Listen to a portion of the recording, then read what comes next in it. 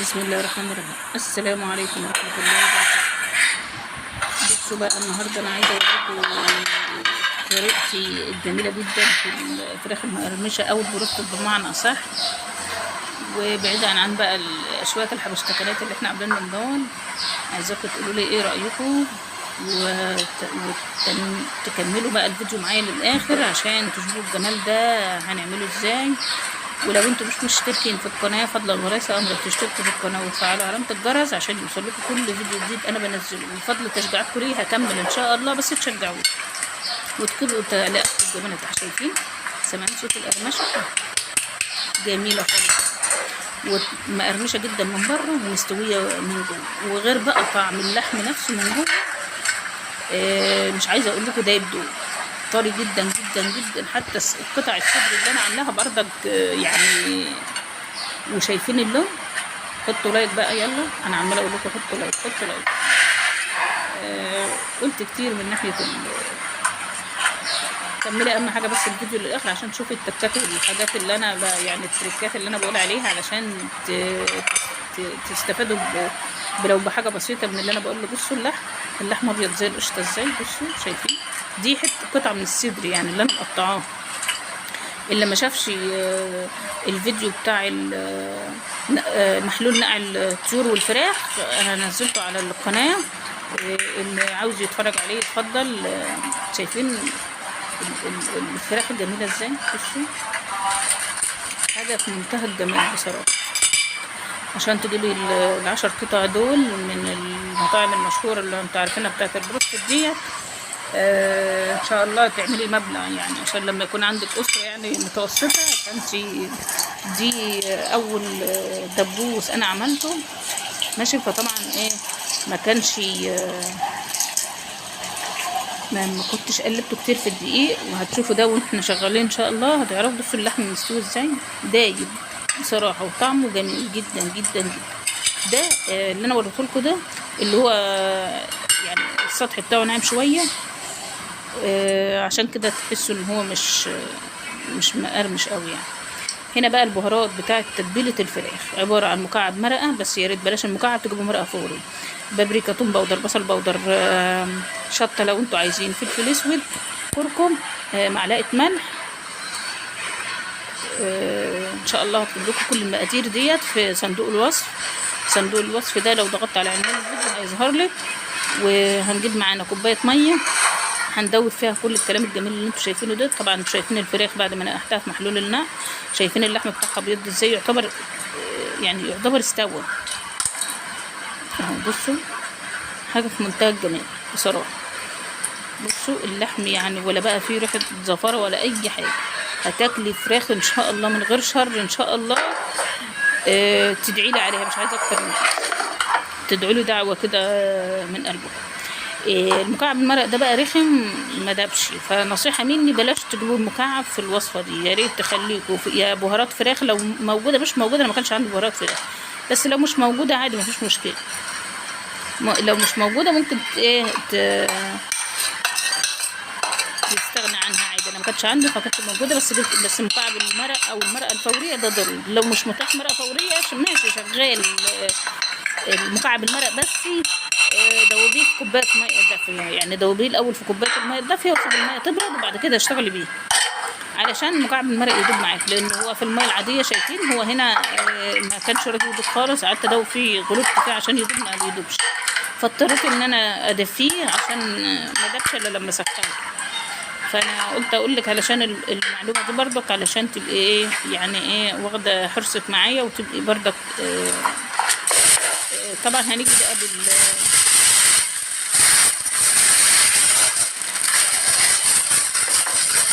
طبعا احنا مش عاتقين يعني فهنحط الكيس ده في قلب الطبق ده اللي هندخله برضو التلاجة. ونرجع قطع الفراخ اللي احنا صفيناها من محلول النقع تمام، ونحطها عشان هنحط عليها بقى التتبيله ونرجعها التلاجة تقعد بقى ساعتين 3 اكتر، ليله كامله براحتك. بس اقل حاجه تبقى ساعتين ولا حاجه قبل ما تشتغلي فيها. هنا كنت دوبته طبعا التتبيله بتاعتي اللي هي ملح وبابريكا وتوم باودر وبصل باودر وشطه لو حابه يبقى سبايسي، وكركم لازم كركم معلقه صغيره. كل البهارات التانية ما عدا الكركم مع نص معلقه شاي، والكركم معلقه شاي صغيره بس. كل الموضوع ان انا هحطيه واحطها بقى في التلاجة وابدا اجهز بقى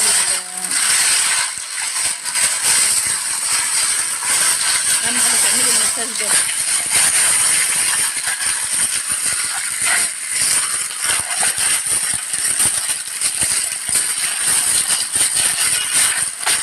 تعملي بقى تعملي في الفراخ كده وتعملي لها مساج.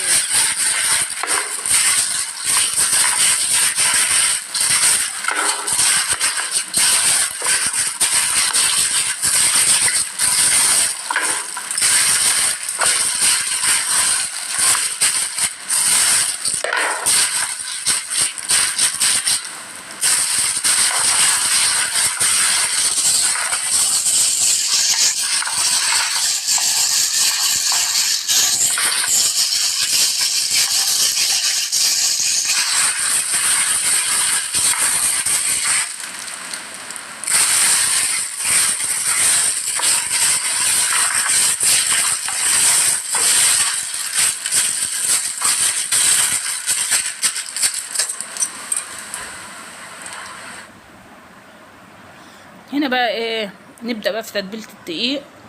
معلش صوت الدوشه اللي كان موجود لان انا ما كتمتش الصوت في المقطع اللي فات، فسامحوني معلش. هنا بقى ايه، هنبدا في تتبيله الدقيق. الدقيق عباره عن معلقه ملح صغيره، معلقه بودر صغيره او معلقه ونص، ومعلقه كركم بس. هو ده اللي انت بتحطيه على الدقيق اللي انت هتتبلي فيه الفراخ. زي ما انا قلت لكم معلقه بودر صغيره او معلقه ونص، وده حوالي، انا ما كنتش وزنه دي بس هو حوالي كيلو يعني، ومعلقه كركم وبس، ما فيش غير كده. الميه اللي نزلت من التتبيل الفراخ اللي هي انا حطيتها في المصفى زي كده عشان تصفي التتبيله الزياده، ان انا طبعا مش محتاجاها خلاص اتبلت، ما عنديش اي مشكله. هتجيبوا ميه بتلج وتحطها في قلب المحلول بقيه التتبيله، وتزودي عليها شويه ميه وحطي معاها تلج كتير، وتبداي هنا طبعا بعد ما انا كنت قلبت الدقيق كله بالبهارات تقلبي كويس، وتبداي بقى تشتغلي. تعملي اول حاجه زي ما انت شايفه كده اهو، وترجعي في الدقيق وترجعي في الميه. ركزوا بقى معايا في الخطوات دي عشان يطلع لك الكفر المقرمش اللي انت بتشوفيه في المحلات ان شاء الله اهو. بصوا اهو،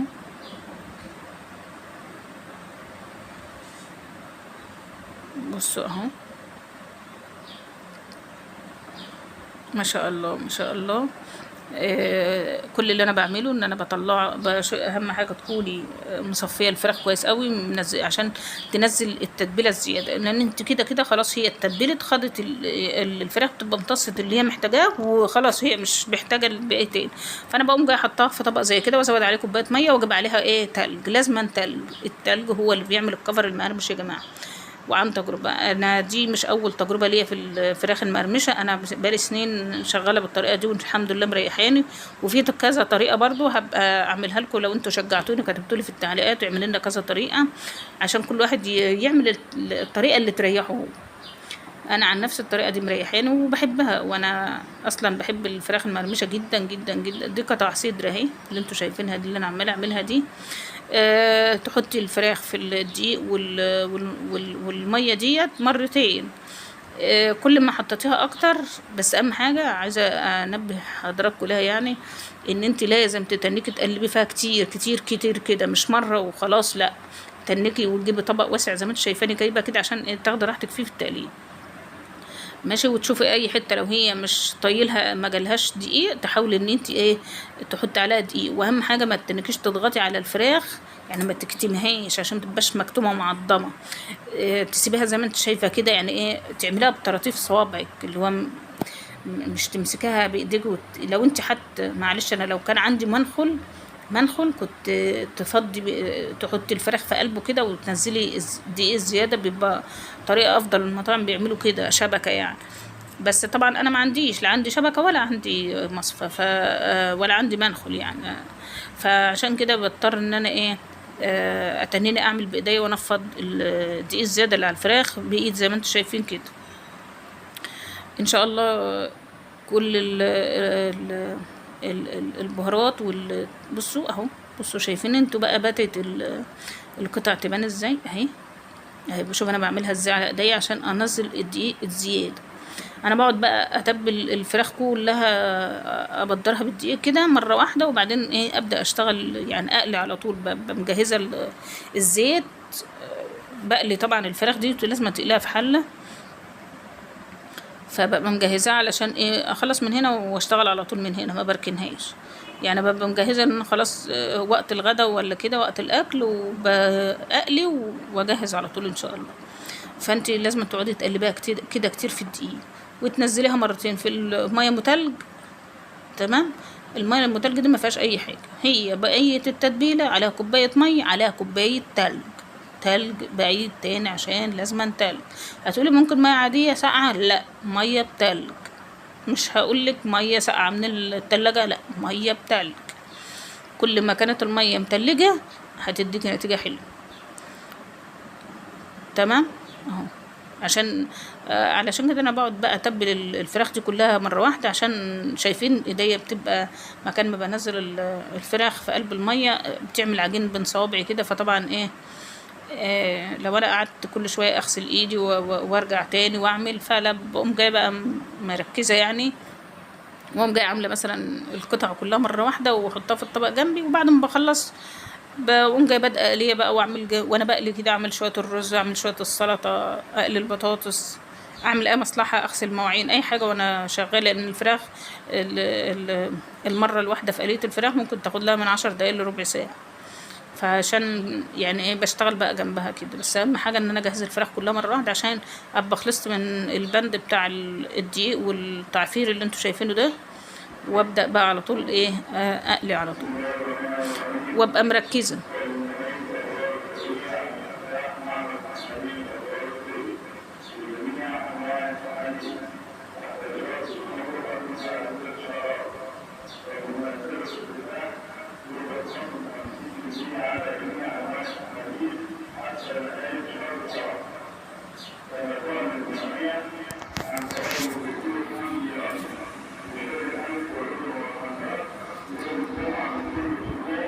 صلوا على النبي كده. معلش انا غصب عني يعني مش عارفه في ايه، يعني الميكروفون بقى ما انا بسجل الفيديو غصب يعني.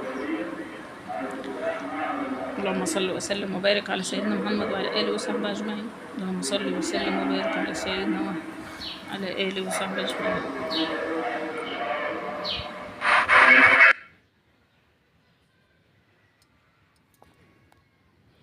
هنا بقى لازم تحطي تقلي في حلة. لازم الفرايد تشيكن او الفراخ المقرمشة تنقلي في حلة فيها زيت غزير. اول دقيقتين بتعلي الزيت، بتعلي على الزيت اول دقيقتين، وبعد كده بتهدي. مش تهدي قوي يعني، نار وسط كده، تبقى وسط، لا هي اللي عالية قوي ولا هي اللي واطية قوي. وتبص عليها بقى كده من وقت للتاني، ولو محتاجة تتقلب قلبيها لو الزيت مش مغطيه. انما لو كان الزيت مغطي القطع كلها عادي، مش ممكن ما تقلبهاش، وسيبيها وهي هتستوي، وتسيبها براحتها بقى وهي هتكمل ايه سوا. هتدوق ان شاء الله احلى واطعم فراخ مقرمشه صنع ايديكي. مش عايزين نقول محلات ومش محلات، لا خلينا في ايه، في الاكل المحلات لما نعمله في البيت بيبقى جميل. شايفين حتى الحله كانت جايه مني بيض. فان شاء الله من غير شر هتدوقوا احلى فراخ مقرمشه كلتوها في حياتكم. هنا انا بقرب لكم عشان اوريكم ان هنا كان عدى دقيقتين اهو، كانت الفراخ بدات تمسك نفسها. بصوا مركزين، بترجعي الكاميرا اللي انا مش عارفه، مش المهم معلش اعذروني بقى. هنا اهي ببدا اقلبها عشان اشوفها. بصوا شايفين اللون تحفه بجد، تحفه بجد. فنخلي بالنا بقى كده من الفراخ، وتخلي عينك عليها. اوعي الزيت يكون عالي تنيه عالي، لان الفراخ هتقوم جايه متحرقه منك، وهتقوم جايه مش مستويه من جوه واتحرقت من بره. بصوا شايفين اللون، شايفين كل حاجه قدامكم على الواقع والطبيعي، ما فيش اي حاجه. دي كانت اول واحده اللي هي ما اتقلبتش في الدقيق كتير كذا مره، عشان اوريكم ان هي لما ما تتقلبش في الدقيق كذا مره بتبقى الكفر بتاعها ايه زي ما تقول ناعم شويه. تمام. يلا اشوفكم في فيديو جديد.